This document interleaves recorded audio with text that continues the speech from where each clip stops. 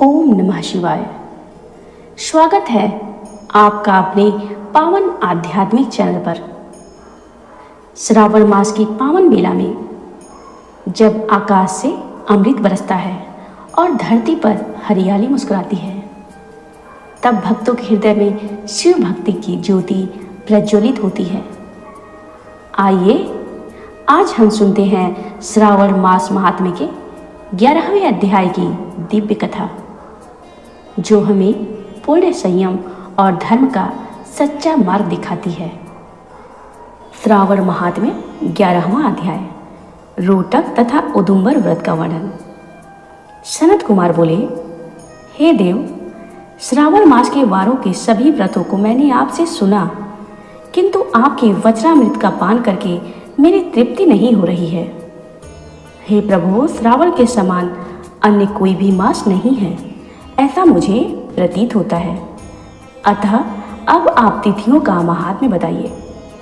ईश्वर बोले, हे सनत कुमार, मासों में कार्तिक मास श्रेष्ठ है। उसमें भी श्रेष्ठ माघ कहा गया है। उस माघ से भी श्रेष्ठ वैशाख है और उससे भी श्रेष्ठ मार्गशीर्ष है, जो श्री हरि को अत्यंत प्रिय है। विश्वरूप भगवान से उत्पन्न होने से ये चारों मास मुझे प्रिय है, किंतु 12 मासों में श्रावण तो साक्षात शिव का रूप है। हे सनत कुमार, श्रावण मास में सभी तिथियां व्रत युक्त हैं, फिर भी मैं उनमें प्रधान रूप से कुछ उत्तम तिथियों को आपको बता रहा हूँ। सर्वप्रथम मैं तिथि तथा वार से मिश्रित व्रत आपको बताता हूँ। श्रावण मास में जब प्रतिपदा तिथि में सोमवार हो तो उस महीने में 5 सोमवार पड़ते हैं। उस श्रावण मास में मनुष्यों को रोटक नामक व्रत करना चाहिए। यह रोटक नामक व्रत 3.5 महीने का भी होता है। यह लक्ष्मी की वृद्धि करने वाला तथा सभी मनोरथों की सिद्धि करने वाला है। ईश्वर बोले, हे मुने, मैं उसका विधान बताऊंगा, आप सावधान होकर सुनिए। श्रावण मास के शुक्ल पक्ष में प्रतिपदा तिथि को जब सोमवार हो, तब विद्वान प्रातःकाल यह संकल्प करें, मैं आज से आरंभ करके रोटक व्रत करूंगा। हे सुरश्रेष्ठ, हे जगतगुरु, मुझ पर कृपा कीजिए। तदनंतर अखंडित बिल्वपत्रों, तुलसी दलों, नीलोत्पल कमल पुष्पों, कल्हार पुष्पों, चंपा तथा मालती के पुष्पों, कविंद पुष्पों, आग के पुष्पों, उस ऋतु तथा काल में होने वाले नानाविध अन्य सुंदर पुष्पों, धूप दीप नैवेद्य तथा नाना प्रकार के फलों से शूलधारी महादेव की प्रतिदिन पूजा करनी चाहिए। विशेष रूप से रोटकों का प्रधान नैवेद्य अर्पित करना चाहिए। पुरुष के आहार प्रमाण के समान 5 रोटक बनाने चाहिए। व्यक्ति को चाहिए कि उनमें से 2 रोटक ब्राह्मण को दे, 2 रोटक का स्वयं भोजन करे और 1 रोटक देवता को नैवेद्य रूप में अर्पित करे। व्यक्ति को चाहिए कि शेष पूजा करने के अनंतर अर्घ्य प्रदान करे। केला का फल, नारियल, जंबीरी नींबू, बीज पूरक, खजूर, ककड़ी, दाख, नारंगी, मातोलिंग, बिजौरा नींबू, अखरोट, अनार तथा अन्य और भी जो ऋतु में होने वाले फल हों, वे सब अर्घदान में प्रशस्त है।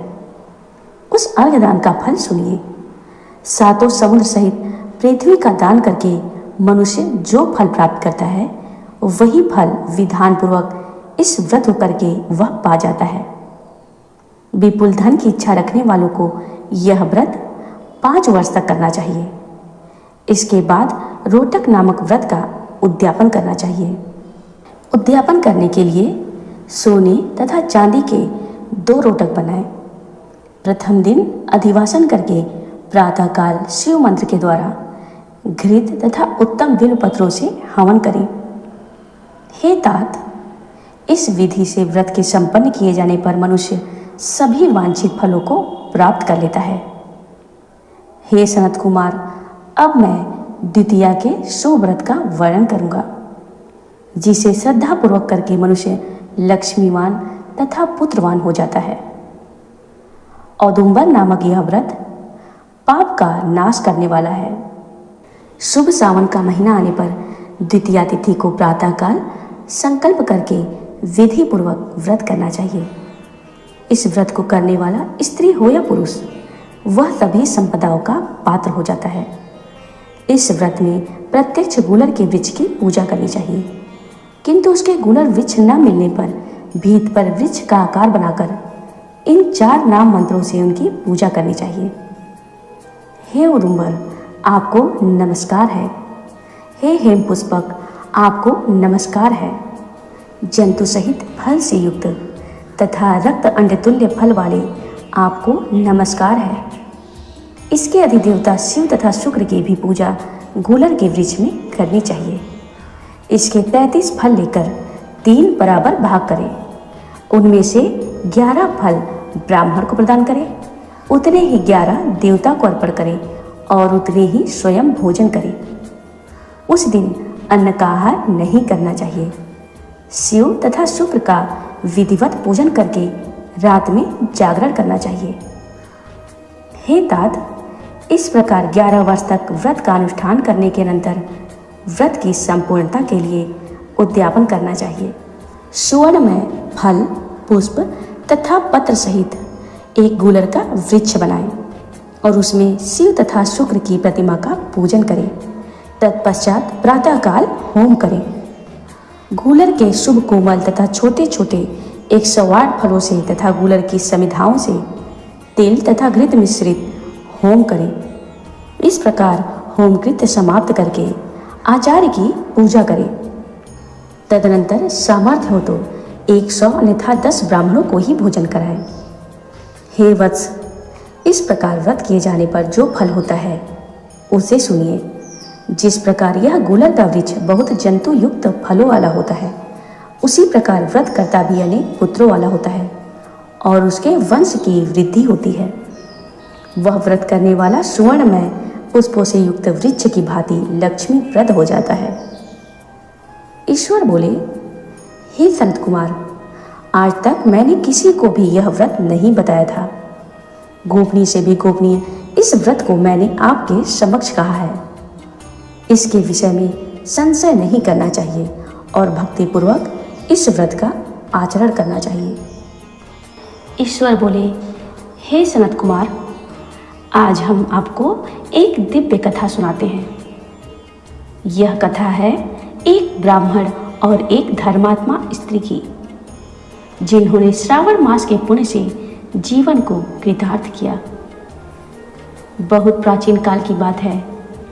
एक नगर में सती और धर्मनिष्ठ स्त्री रहती थी, जो सदैव शिव की आराधना में लीन रहती थी। श्रावण मास के आगमन पर वह प्रतिदिन व्रत करती थी, बेलपत्र चढ़ाती और गंगा जल से शिवलिंग का अभिषेक करती। उस स्त्री का एकमात्र संकल्प था अपने जीवन को शिव चरणों में समर्पित करना।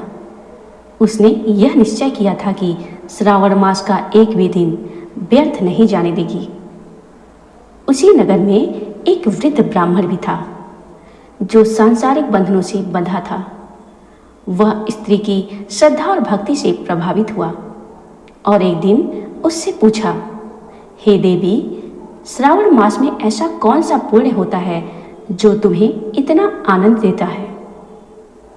स्त्री ने विनम्रता से उत्तर दिया, हे ब्राह्मण देव, श्रावण मास में शिव की आराधना से सब पाप नष्ट हो जाते हैं, पूर्व जन्मों के दोष भी समाप्त हो जाते हैं और मोक्ष का मार्ग स्वतः खुल जाता है।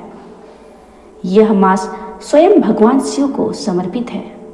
उस दिन से ब्राह्मण ने भी श्रावण मास के व्रत और पूजन आरंभ कर दिए। वह प्रतिदिन नियम से शिवलिंग पर जल अर्पित करता, ओम नमः शिवाय मंत्र का जाप करता और निराहार व्रत रखता।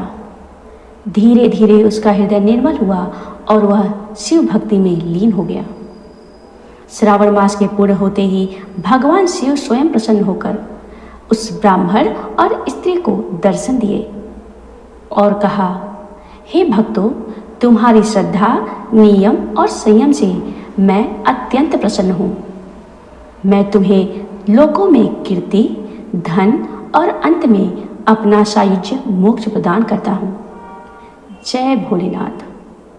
तो आपने देखा श्रावण मास की भक्ति से कैसे एक साधारण जीव भी परम पद को प्राप्त कर सकता है। यह अध्याय हमें सिखाता है कि श्रद्धा, नियम और निरंतरता से हम किसी भी सांसारिक बंधन से मुक्त होकर भगवान शिव की कृपा प्राप्त कर सकते हैं।